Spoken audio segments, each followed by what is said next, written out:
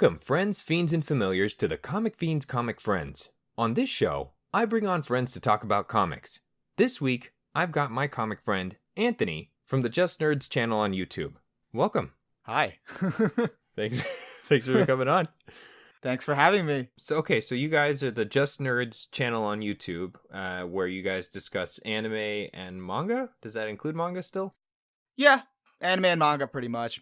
Okay. Much love, thanks much, however you want to say this, to Giving No Fox for connecting us, because, I mean, I feel like this is pretty cool. Like, you're a pretty cool dude. I've been enjoying our conversation so far. Yeah, thank you. Likewise, I've been enjoying our quote-unquote conversations, or more like smash battles. Yeah. Honestly, it's been a pretty good icebreaker, and I feel like I'm going to attempt to continue doing that as much as I can. So I think you should, and, you could do that one-on-one, then you can extend that to battle royales, and make it a whole thing. Oh, jeez. Yeah. We'll see. Later. Yeah. But on the subject of comics, what kind of comics do you read? And I gotta say that I am including comics, manga, independent comics, web comics, just everything that's pictures and panels on paper or not paper. It's fine. Let's hear it. That's cool. I mainly read manga. For most of my life, I've mainly read manga. I've tried a web comic or two. Wasn't able to get into them just because of the I don't know. At least the ones I read were one page per week, and I don't know. I wanted to read a whole chapter of something, not a page. So not knocking them, just wasn't able to get into them. And then comics, regular comics, I just never got into those either. So I've mostly just been into manga. Okay. Yeah. Gotcha. Okay, so you read manga. Is there, I guess, a kind of genre that you're particular to, or is it more? Yeah, I'm the same I am with manga as I am with anime. I am open to reading any kind of manga as long as it's interesting. If it captures my interest, I'll read it. Okay, yeah. Cool. How did you start reading manga? So the way I started reading manga was actually, I was thinking about it, and it was it's like an extension of anime, because for the most part, I only got into manga because I was already watching anime, and I've always gone to a manga because of the anime. So I guess like when I was younger, I got into anime at a young age, probably the age of 4 or something. First anime was Dragon Ball, and then I actually didn't experience manga till I got really obsessed with anime at the age of 11 or 12. And it was one of those, I just wanted to get anime in whatever form. I just was consuming everything because it was new to me. And then one day I was at a Barnes and Nobles, and then I saw a manga section, and then I picked up whatever's there, not to buy it, but just to sit down and read it. And then that's how I started off with manga. And actually, a lot of the manga I started out with back then were, now I know, but back then I didn't know, they were shoujos, which is catered towards a female demographic. Huh, so is that right? They were interesting. So that always that kind of left me always open to whatever, whatever was interesting. Later I started reading shonen. I've read shoujo. I've read things that's a lot more serious and darker. But the trend I've noticed for the most part is I normally go to read a manga if I've watched the anime, or the anime ended abruptly and I wasn't satisfied and I want more. Right. Yeah. Or it's it's always in some relation to the anime. Not that I haven't read a manga before in anime, but for the most part, it's been like that. And there's even been cases where an anime is airing and I find out there's a manga for it, and it's way ahead. And if I can't wait for the next week, or I find myself oh, this is too good, I gotta find out what happens, I end up catching up all the way to the manga. And then at some point, because I know everything that's gonna happen next, I kind of lose interest in the anime and I don't watch it. Ah, okay. Yeah. So that happens sometimes. You're also impatient, is what you're saying. Yeah, no. It depends on how good it is. I'm not like that with everything. For the most parts, how it works out, the anime will have its 12 episode season, and it ends, and then it's oh, this was good, but it has some rushed or unsatisfying ending, and you don't know when it's gonna come back or if they're ever even gonna give it a second season. So it's you know what? I'm not waiting. I'm gonna go, see what happens, because this is a really good story. Yeah. If they're, because I'm I want the complete story. And that's what I find that I can get in manga. It fills that gap. Yeah, okay. That makes sense. Yeah, because I've found, or at least I'm seeing, that studios or like there's less money to be made off of the anime than there are off of manga sales. I'm not 100% sure how it is. Like I guess that's sort of a big advertisement for the merchandise or the manga. So a lot of the time if a show doesn't continue, it ends up serving really just as an advertisement for the manga, especially if the manga does really well. So Yeah, I'm not very keen on the specifics, but yeah, like I think, and it's been a trend with light novels too, but let's just like focus on manga. Like well, like light novels too, but with manga and light novels, the animes, like you said, have been an advertisement. They're there just to kind of pique your interest and boost the sales of the manga or the light novel. And I think they've been pretty much doing their job because it's made me want to go read the manga. So at least I'm that target audience right there. Yeah, I don't mean to say this to diminish anime as an art form and sort of what stories that they can tell within it. And I think it's really cool or interesting if we get like experimental stuff. But I think if it does more than pay, I guess, lip service to the manga, then you've got something that really succeeds. And at least my feelings on this is, I don't know if you were following Pop Team Epic at all, but that sort of weird experimental thing that they were doing with this is a way to sort of ascend or try to do beyond or go beyond what the manga can do. But I mean, that's Yeah, I've heard about it. I've heard people, expressing their enthusiasm for it and like how it's doing groundbreaking things. It's just it's not my type of show personally. That's not fair. my cup of tea. Yeah. That's okay. I No, know people I'm flip some tables, but I don't know. No. It's okay. I'm trying to cite it as an example of something strange or something that you couldn't necessarily pull off with the manga as it is. Yeah, I think I got what you mean. Where you're coming from is that, it's not just, it's doing something different. It's adapting it to the medium and making it more than just telling it word for word or scene by scene like how it is in the manga. Because then what are you getting out of it being animated, like, rather than, you could just find that in the manga, But, I haven't minded that too much because I really like being told the full story. So as long as the story is good, I actually tend to have a leaning more towards anime, like towards animation. But that's probably some people. But at least for me, like my preference is I've just always liked the moving image and like visuals and stuff like that's moving and stuff like that. So like as a young kid, movies, films, I watched a lot of TV. Stuff like that, and I've always heard books are better, and I know they are, but it's just I just can't help it. Like that's just what I'm drawn to. So if like I can get the full story of the manga in anime form, which is the medium, like, or the animated form, which is the medium I prefer, then that to me is fine. But I do understand where you're coming from. It's like it should try to do something different. If not, what's the point? Yeah. I will say though that something that I had to work through, I remember like going to a book fair as a kid, and I think at the time I was really only into like comics in color, like so because of like my frame of reference was like Archie comics and Spider-Man, all the Cape stuff that my dad passed to me. I think when I saw stuff like it was like whatever, like Garfield anthologies that were in black and white because it was printed on newsprint, I was like, no thanks, like none of this. And so I had that same kind of reaction to manga initially. Oh, like, okay. Somebody brought a Shonen Jump to school. I think this was like had to have been middle school or something. But somebody brought a Shonen Jump to school, and I was like, oh, okay, that looks like Yu-Gi-Oh! I've seen that on TV, but it's in black and white, so why would I read this? Like, that was my gut reaction, and I think over time, I was like, wait, there's like more going on here, and they can show a lot more because they don't have to worry about what they show on TV. And so, like, finding the sort of the meaty contents of the original drafts or whatever you want to call actually, it. Like, the first volumes of Yu-Gi-Oh! Are pretty dark, pretty intense. Yeah.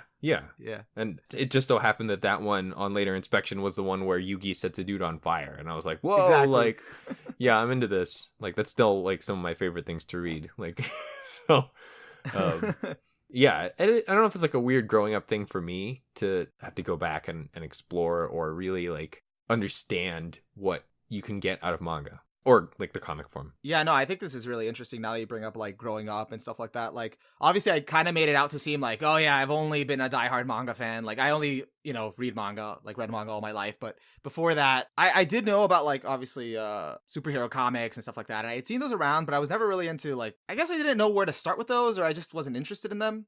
Because I'd always like, I did like superheroes. Like my favorite superheroes growing up were Batman and Spider-Man, but I preferred seeing. I just had them on the cartoon, so I preferred just seeing them on the cartoon. So, Right. Like, and I already had that leaning towards watching TV, so I never really, I guess, gave comics a chance. I just didn't. It just seemed like this whole other kind of world, and I didn't really have access to it. So I don't know. Maybe the interest wasn't there. But I do know that the only comic like I actually like would physically buy at like grammar school like book sales or something, like where they have like the like book fairs or something where they sell books.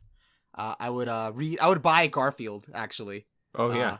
in color, like in color, okay. like like the big huge anthologies, and I would just read those like as a kid. I'm talking about like really young, but they were pretty funny. Yeah.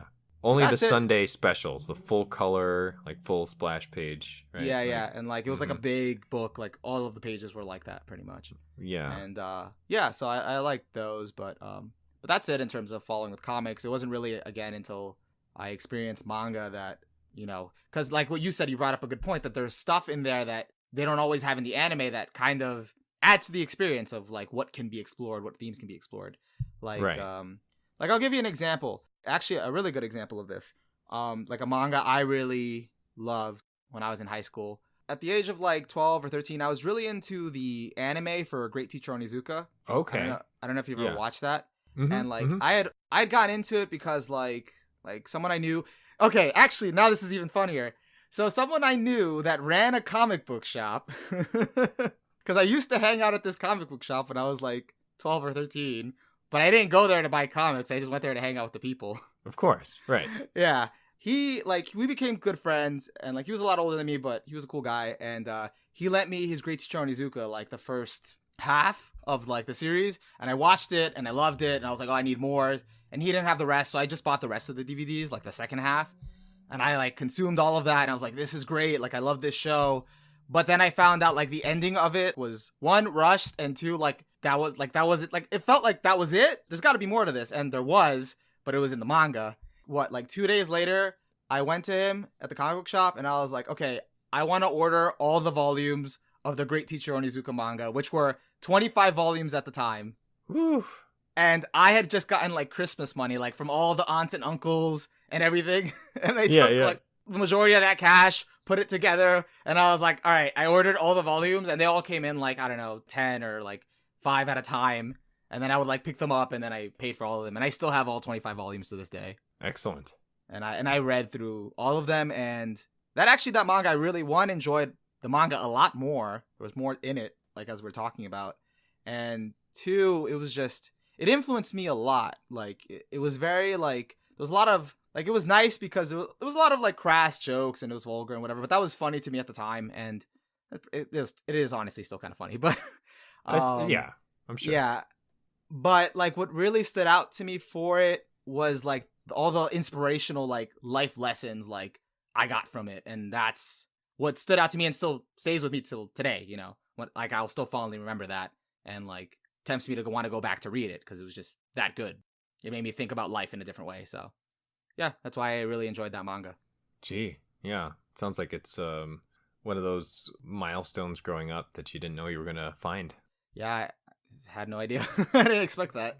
So, but before this, I'm curious, you said that one of the first things that you were checking out at Barnes & Noble was like shoujo manga. Did any of those like kind of stick with you too, or is that... Yeah. Oh, okay. Well, I do still remember some of them actually. Like a lot of them were like, I think the first few were like clamp titles. And like I know one of them I actually did buy one of the volumes, and I actually finished it. It was Chobits. You know, I was into that. Sure. Have you ever heard of Chobits? Oh yeah. Oh yeah. Mm-hmm. Yeah. So I read most of it in Barnes and Nobles, but I think like I couldn't get the last volume or something, and I had to go like buy it. So I had like the last volume for a while, and I finished it and I read it, and I read like another clamp title called like Wish, and I read another one called something else.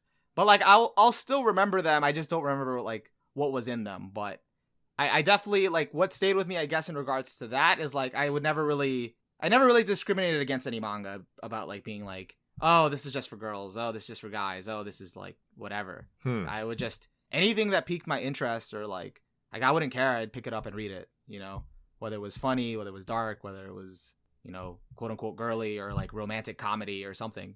'Cause, yeah, it was just entertaining at the time. And there was like different stuff. Like it was interesting seeing the different perspectives you'd get from like a shonen manga versus like a shoujo manga. And there's different things to enjoy. Like obviously in the shonen manga, like you get all the hype and like all the action and like, oh yeah, and like who doesn't like that? Like it's great. But there's also other things. So because we're humans, so we're multifaceted. There's different parts of us and we can enjoy different things. And just because we enjoy one type of thing doesn't mean we can't enjoy other things, but at the same time, it doesn't mean we, if we want to just exclusively enjoy one thing, then that's fine too. Sure. But for me personally, like, yeah, I never really cared. I never really put limits on myself to anything I read. And actually that's the one interesting, like, at least the one thing I will say about manga, the medium that I like, is that there's like a lot of variety. I feel like you can find like a manga for anything, Yeah, I think it's sort of a format that lends to a really familiar or acceptable mass appeal in a way that sort of isn't the case out here for some reason. Like, I think because manga is so broad in what it can deliver that seeing people read it like on the train, like in real life, it was kind of jarring because I was like, wow, people are really reading all sorts of manga about any kind of thing. Like, it doesn't have to be, you can have really, really serious kind of dramatic, long format Odyssey type things. But then you can also have one that's a dude that enjoys cooking and like not even a competition thing, but just, no, bartending was the one I was going to go with. I was actually thinking about that. Because I was thinking about Bartender, but the anime though, I don't know if there is a manga for it. Yeah, there is. Yes, a manga. there is. Mm-hmm. I had a friend that got me into like watching the anime, but I know he went ahead and read the manga, and that's one of those that just, again, like, it's just about bartending, but there's like a certain uniqueness to that too. Mm-hmm. It's sort of finding the magic in the niche, or finding the magic in just whatever you're interested in, and then like expanding on that in the form of a comic. And then, sometimes it doesn't always hit, but the fact that there's so much available is just, it's really interesting. Yeah, I heard like once, but I think this was in Japan. I don't know. I don't think it ever came out here, but there was like a manga about like wine tasting. There was a manga about like a salaryman, that obviously was catering to like an older crowd. Like, and then like the whole manga is just about like this guy rising through the ranks, in like Japan, like a top you mean company. like it's like a focus on like it's like a business drama manga, like he's just okay. I was like, what about the salaryman? Like, it's really okay. I don't know too much about it, but it's like, it's because it's a little obscure. I don't think it like came out here, but I remember specifically like I heard this at like, I was at a convention once like years ago, and I met this mangaka or manga author named Felipe Smith, who was actually oh my gosh, I love Felipe Smith. Okay, yeah, such a cool dude. Yeah, I met him for a bit. Like, I don't even know if maybe I talked to him. Like, I think I asked him a question in the panel, but I didn't talk to him afterward. But he was a cool guy. Yeah, from what he was saying. I actually I regret not talking to him afterward now that I think about it. Oh man, yeah, he's so friendly. Like, I've run into him at least twice. Like, I've been to like an event that he was at for. What was he there for? I think he was there to promote Ghost Rider, and then another one just totally separately a few years before that. And I just happened, I was like, I ran into him like on the show floor, and I was like, oh, it's Felipe Smith! Oh my goodness! Like, yeah, he seemed like so down to earth, and he said so many like cool. He provided such an interesting perspective to like what was going on in Japan. So he mentioned that like that Salaryman manga. He mentioned an interesting one. Because I asked him about like Bakuman. It was a manga I was reading at the time about like getting into. Like, basically, it's like two guys that their dream is to become manga artists and to make it in the industry. And basically, the whole manga follows them kind of working at it and making their own manga and trying to make it successful in, like, a fictional version of Shonen Jump, pretty much. Yeah, right. And I asked him about that. Like, because, like, the manga, Bakuman itself, like, makes it seem all positive and it's, like, great and, like, like, ideal. Like a shonen, like, working together, fighting for your dreams and all that. Mm-hmm. And I asked him about it and, like, or, like, I brought it up. And, he said, that's all just propaganda. That's actually because, they're building it up to be that because they want to hire more people to go into the manga industry because they're losing out on a lot of people. So they're trying to tell you, yeah, it's great. Like, work in the manga industry. So don't listen to that. Ooh. Then he continued to tell us, like, He wasn't saying it was all bad, but he was saying it was tough. Like, so he continued to tell us like the horror stories about it. Mm-hmm. Now, to be fair, in Bakuman, they did show some pretty harsh like realities of what happens if you don't make it in, and then that obviously they did brighten it up because this is a story that they want to tell about it being like an experience, and they can't. It is something that is being published in Shonen Jump, so they can't have it just end like, oh, everything failed and everything went wrong. They're not gonna tell us like, the guy is practically like, they get really sick and then they're like they're vomiting in like a trash can. Their editor's telling them, hey, you still need to finish your deadline. Well, I mean, that's just what Felipe Smith said. I'm just going by what he said. But I mean, we did get a glimpse of that, and that like the main character was barely getting 4 hours of sleep. I mean, I guess the editor was a little bit more considerate. They're like, you need. Oh yeah, no, the editor was great. Yeah, and then also I think his uncle.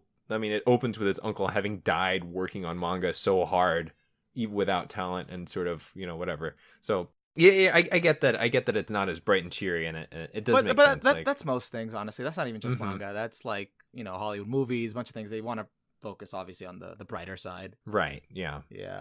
But I don't want to detract. What was I even leading to with the whole Felipe Smith thing? Well, yeah. So he was the one that talked about that, and that was an interesting perspective.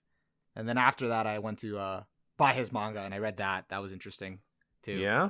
Yeah, we're talking about Pipochu? Yep, Pipochu. I bought all 3 volumes. Pipochu's amazing.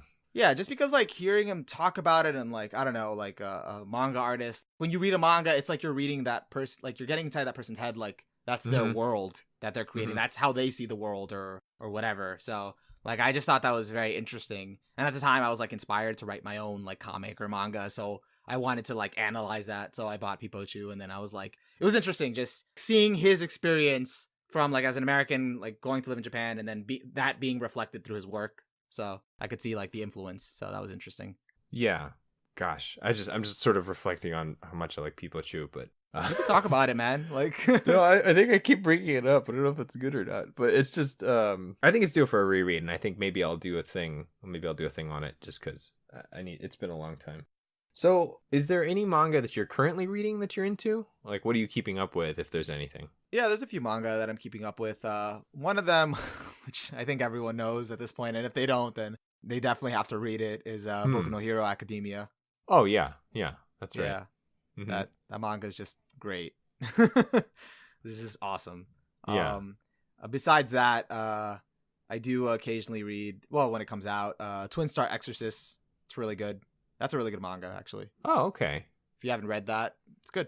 And then the other one I would mention that I'm actually reading, that also when it comes out, is Akatsuki no Yona, or Yona of the Dawn, because it did have an anime called Yona of the Dawn. So I'm not super familiar with that one. I saw some of the Twin Star Exorcist anime, fell off of it, but... Yeah, the anime wasn't that good. Oh, is that right? Okay. Yeah, like, the anime actually, I didn't think it was that good. That was another case where I dropped off, like, episode 3 or episode 4, episode 5 or something like that. And then I found out the manga was like way better, and I was curious, so I looked into it, and I'm like reading through the manga, and I'm like, what did they do in the anime? Like, why? It was the anime became so loosely based on it. Yeah, so that was actually one of those cases, now that you reminded me, that I was watching the anime, and I don't remember where I dropped off. It was at some point, like, I thought it was interesting, but I just wasn't feeling it. And then I found out that the anime was actually like going, like, it started faithful to it, but then it just started becoming like loosely based on the manga. So out of curiosity, I started catching up to the manga. Rarely do I start from the beginning, but this time I did. And I saw all the differences with how they handle the anime. I'm like, why? Like, that was so good. No. And they changed things, and it's like, and then I like kept tabs on the anime later, and it still wasn't like getting better. Like, they took out things. So I just kept reading the manga, and the manga was just so good. Very satisfied with what they're doing with that. This isn't too much of a spoiler, but like later on, there's like a character that, like a main character that they can't focus on too much, because like she's kind of having her own side journey, but like what she's going through is really interesting. So the author released like a spin-off manga, so you can still see what's going on with her while you're reading the main story. Wow. Okay. So that's interesting, and I think that's being done well. And then the other one I mentioned was Akatsuki no Yona, which I first watched as an anime, and then it finished, and I'm like, oh, there's got to be more. Then I went to catch up to the manga, and the manga's great. That's another one that's a shoujo. Okay. But it's a really well done shoujo. It's funny, and the characters are great, and the story is interesting. It's like a historical drama, romantic fantasy. Well, I guess I'll have to check that one out, or look into it anyway. Yeah. So we got a couple of questions this week. Awesome. Ready to tackle them? Let's do it. First one comes from Good Job Grandpa, friend of the show. Should stories be pushed to continue, or should they have a solid ending? Now, that's a little bit broad, but I feel like this is a question that's asking about serialization. Okay. Sort of some examples of this, if people weren't aware. We have, at least over here, we have the superhero stuff that's it's been running forever, and that just continues and continues. And then over in Japan, since we're talking also about manga, we have the Shonen Jump series that can run for hundreds and hundreds of chapters. That now I can see how that's broad. At first, I didn't think that was broad, but then once you mention superhero comics, then I see how that's broad because I don't know which angle it's tackling. Mm-hmm. But it's good that you brought that up, because actually I'm not particularly answering the question, but that's one of the things that turned me off towards superhero comics, like growing up. The endlessness. Like, I know that like an arc ends or gets rebooted, but like the superhero always just keeps going perpetually. And like that's what I liked about manga, that it was like a self-contained story. I know some are longer than others, but that you got an end. That what happened to these characters wasn't going to be like, fixed or taken out, or like, it was a finality to it. Unless it's Dragon Ball, so let's not count Dragon Ball. But, like for the most mangas, that what was going to happen, that's the story, know. So that's what I liked about manga over superhero comics.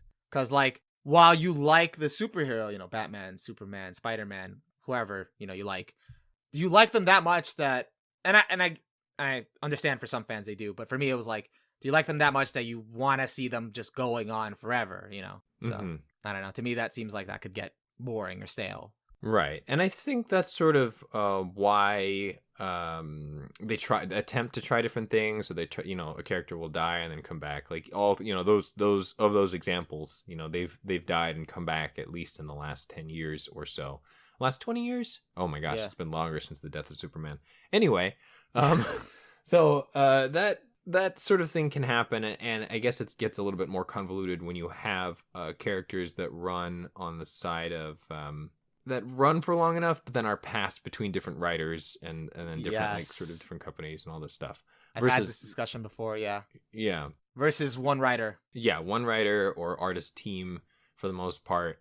And then it just sort of runs until either people aren't paying attention to it and then they cancel it, or, well, I mean, I think that tends to be the case. I will say that I do have a preference for, if they know that it's about time for it to end, that they get a good ending out of it versus it being canceled. And I feel like this is the case for most people, where when something gets canceled kind of abruptly, or just like, just cut it. Like, there's a series called Shaman King. I don't know if you're familiar with this. Shaman King. Okay, continue. Yeah, so when the manga first ended, it kind of like, it got canceled really quickly. I'm not sure about the process behind it, or like why this happened exactly, but it was sort of near the ending of it, and I feel like it just wasn't doing very well, or something strange happened where instead of going towards the wrap up, which it felt like it was very close to, it just like, well, it was all a dream that that some princess version of one of the lead villains was having, and something about oranges, and it just ended. And I was like, oh, huh? Like, I'm sorry, what happened here? Like, this is the ending? And then, but thankfully, eventually, on like some anniversary or something, the author was actually able to come back and then give it a proper ending. I should look into the actual like story behind this, but I guess my position ultimately is I like serialization because I like having something to read every week. But I feel like if the author feels like it's time for it to end, that they should be allowed to let it end. But obviously, everything's a big serialization's all about the money machine, so it's kind of yeah, I know. Yeah, I understand that. Like, more recent example, there was a manga that I was into, like really into at the time. It was called Baby Steps, and it's a sports manga about tennis.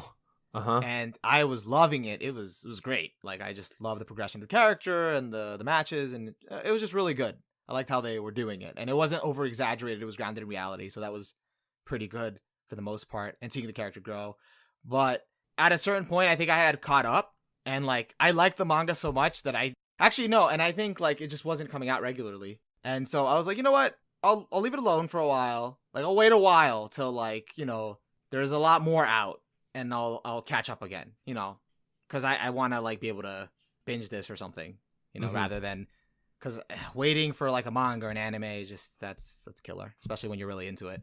So, but then so while I was letting it like, build up, I found out recently like that the manga abruptly ended. Oof. The author didn't get to say everything he wanted to say. He didn't get to the ending he wanted to, but I think, what was it? The publisher decided it was time. I see. And so that's it. They made him end it. And like he like wrote like an apology after that or whatever. But then that was it. And I was like, no, I was letting it build up so I could read it. Yeah. So yeah, I think that's probably the worst case scenario is with the serialization by one author. If they don't have a vision that they've passed on to like assistants or like to some kind of heritage or legacy thing in place, then if the author dies or if the comic is canceled, then that's just it. Like that's probably the worst thing that can happen. Yeah. For the story, for the sake of the story, obviously, there's a lot of other things going on, but oof. To answer the question, serialization, like to keep it going, to have an ending. I think, I'm pretty much in agreement that I think if the author has a vision and like we should see that vision to its end, but I don't think like it should go past that vision's expiration date or like whatever, not expiration date, but what he had in mind just for like to keep it going or just for money, But that's the ideal, but some things end up going like that. But like I'll give you an example, and I know it's not comics or manga, but I really used to be into Gravity Falls, which was a cartoon on Disney. Right. And the author or the creator, his vision was only 2 seasons. And Disney and everyone else like would have liked it to keep going, and obviously for the money and how it was doing, they wanted it to keep going. But he was like, nope, it's 2 seasons. That's all I had in mind from the beginning to end. It was always going to be 2 seasons, and so he got it to end at 2 seasons. That was it, and he ended it on his terms, the way he wanted it. So, and I was actually, I was satisfied with the ending, so I have no problem with that. Would I have liked to see more of the adventures of the kids on the show? Yeah, that would have been great. But I'm also satisfied by the fact that was all like self-contained and it wrapped up nicely. So. Yeah, summer had to end sometime, I think, right? Yeah. Yeah. Yes. Well said. Yeah. All right. So then we got another question here from past guest on the show, TMNT Fever. He asks, what comic or manga did you wish you were into but not, and why?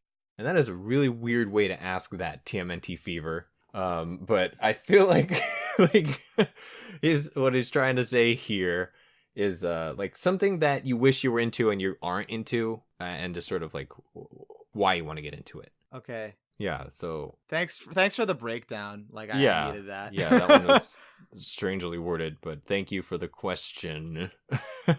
Yeah. I have something that comes to mind, and I think I'm gonna answer it in that I've had this one suggested to me often. And I like the author-artist team on this, and it's Saga by Brian K. Vaughan, and oh no, I'm gonna mess this up, so let me look it up real quick. Brian K. Vaughan and Fiona Staples. So I'm gonna have to memorize it, but it's something that I like that author-artist team a lot, and I know it's something I need to check out, but I haven't committed to it yet. And there's really no good reason, but I've had it recommended to me more than a few times, and I just wish that I had put the time in. I feel like, it's I'm going to. Maybe even this year. So who knows? I think that's my answer. That's cool. And you just, again, it's just been a timing thing. You just haven't been able to read it. Yeah, well, I keep there's just so much going on with this. I keep either forgetting about it until I'm on the pod again, or I just forget about it until I'm actively thinking about it. So, so it's more like backlog. Yeah, I guess so. Okay. Yeah. Like in terms of backlog, there's a bunch of stuff that I still need to watch or read that I haven't gotten into. But I think I'm gonna. The interpretation I'm taking from this question is that, like it's something, I don't know. You wish you understood. Like you don't get the hype behind it, so you wish you were into it, but you just can't get into it.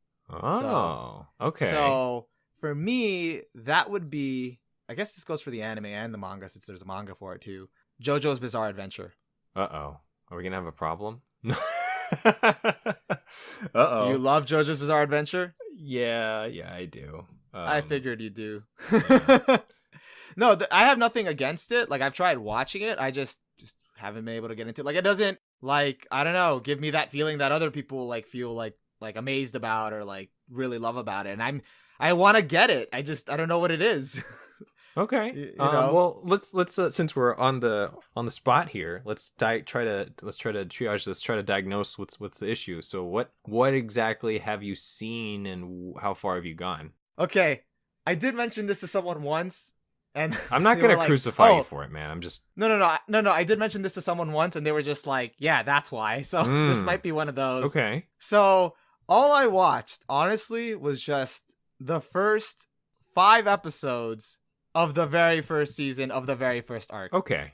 Yeah. The first JoJo, and then after I told someone, that were like, "Yeah, that's like the most boring arc." Yeah, it's something that you can come to appreciate a lot more later on, I feel like. However, that's about where my wife is stuck too. We haven't gone back to, I think we're about 5 or 6 in with that. And she likes a thing that's really nice about it. And then I understand wanting to go chronologically here is that she, I've been following it since honestly, I've been following that one since like 2006, 2007. So take from that what you will.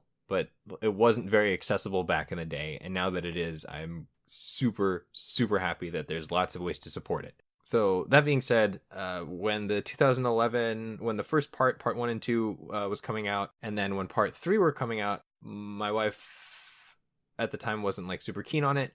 And it wasn't until part 4 was coming out that I was like, hey, here's a new season, it's a new cast, maybe you want to check this out. And she really got into it. So like every week we were like, hey, new JoJo. And she's like, all right, let's do it. So there's a lot of different entry points for it. And then sort of to appreciate the history of it, you can go back and watch the first one because it's like things in the first one affect the rest, but they kind of can carry on their own. So whatever. No, but what's the appeal of it for you? Can you articulate that? Okay, sure. I actually want to understand. Great. So what I like about it is that so this actually is great because we were talking about a long running series or series being pushed to continue. And then even though this exists, JoJo's Bizarre Adventure is a whole, it's not a monolith, but it's this big thing, right? The fact that it exists in distinct parts means that each time the author, Araki Sensei, had to throw out his cast, basically. Like, there's some carryover in the legacy of the bloodline, but the fact that he was able to separate it into, it's at 8 parts. So each part has a different cast, and each part is sort of connected to the other things. Like some things are kind of, it almost feels like a spin-off, but it's also very well, it fits well into the universe. So then because of that, he's able to try different things. Like, so where it starts with Hamon or the Ripple or, however you want to refer to it. And then eventually evolving into like the introduction of stands and then how crazy stands get later on. It's a really cool to see this sort of modernizing or adapting to fit in or to sort of not stay relevant, but to experiment and try new things. And basically he can do whatever he wants at this point. So he can tell really interesting stories. If you told me that this series that focused on sunlight martial arts and vampires eventually became one of these really weird and influential things that left its mark in Europe before it did in the US, like you wouldn't, I'd be like, what in the heck are you talking about? But that's what happened with this. And I think there's lots of little things about it that make it really interesting, aside from the memes, which I do appreciate. But yeah, like I heard it's like watching. Well, someone said it to me like this. I don't know if you agree. It's like watching a really good B-rated movie. Like the joy of it. It's like watching like people that like to sit down and watch like a B-rated movie. You're talking about like B horror specifically, or because I don't really know. I guess I don't know. That's just how they told me. Well, if we want to talk about that like briefly, but basically part 3 was when they introduced stands, and which were kind of like an extension or a physical manifestation of psychic ability. So it was like telekinesis, clairvoyance, pyrokinesis, and then sort of variations on that to start. But as the series went on, it got progressively weirder and weirder and more interesting. For part 3, basically every single monster was an homage to the horror genre. Every opponent was either like, oh geez, I'm going to forget the name on this, but was like a possessed car or an evil doll or the Blob or, you know, like, and it stems from its horror roots as a vampire hunting series. So it's like, I don't know, I feel like building on these ideas and concepts and allowing it to change is what's really, really appealing about it to me. I don't know if that's I don't know if that'll tip the scales with you or not, but Hey, maybe I'll give it another shot one day. Because, you know, like I said, I'm really open to trying things out. Because I like to try to understand why, like the appeal of something. Sometimes if someone tells me something's good, I'll sit through it just to understand. Right. But, you know, at the end of the day, it is what it is. Yeah. And actually, if you're 5 episodes into it, if you go just a little bit further, I feel like let me think. If you go a little bit further and as they transition into Joseph Joestar's story, it's like, it's a totally different thing and it's really exciting. And I know that that will push some folks into going, okay, what the heck is this really about? So yeah, it just seemed like really over the top for me at the time. So I didn't know whether to take it seriously, whether to laugh. But again, this is only from the first 5 episodes. Right. Basically everything. Do all of those things. Feel every emotion. Okay. See, that's, Mhm. okay. And I don't know if that's, well, you know what? Yeah, maybe we should do a sort of like exchange one day. Sure. You know, we like, can do that. You We watch can do this that. anime that you're not into, I'll watch JoJo's. Okay. We can do that right now. That'll be it. Okay. Well, we can do that. Yeah. Yeah. Yeah, okay, fine. So then what's the exchange here if JoJo is... Well, see, that's the thing. I thought we could do that later. Oh, Because I fine. don't have something on my Very mind. well. We'll make an announcement. Yeah. Yeah, sure. That's fine. I like blood pacts. That's fine. Yeah. That's a good way of putting it. Yeah. Okay, so then let's wrap this up. Let's do top 3 things for you that, I mean, it's not necessarily in your top 3, but 3 things that you think that people should really check out, like really, really give it a swing. And this is outside of our blood pact here, so that's fine. Sounds good. I think, well, it's not much of a surprise. If you heard the whole discussion, I recommend Great Teacher Onizuka. If you haven't read it, read the manga. Right on. It's really good. I'm not going to recommend Boku no Hero Academia. Like, I would really recommend it, but I just feel like most people are reading it. Well, if you aren't reading the manga, definitely read the manga. It's great. But if not, the animated adaptation's just as good. Right. So, and that just started. Mm-hmm. So that's exciting. So definitely Great Teacher Onizuka, and then that's for completed, and then currently still going. Give Twin Star Exorcists a shot. It's pretty good. And if you're looking for something different, check out Akatsuki no Yona. That one's pretty good. Awesome. Well, thank you very much. You're welcome. And if people want to check you out, they can hear your voice and see your face on the Just Nerds YouTube channel? Yeah, or at least they'll hear my voice. Okay. Yeah, Just Nerds YouTube channel. Okay, great. So I'll make sure that people can get access to that. Is there anything else that you want to push or plug or? Just the YouTube channel is good for now. Definitely, if you find us on Twitter, give us a follow. Ask us questions or request a video. All right. All right. Thanks for having me. Thanks for being on. Thanks for tuning in to the Comic Fiend's Comic Friends. And don't forget, the Comic Fiend is your comic friend too.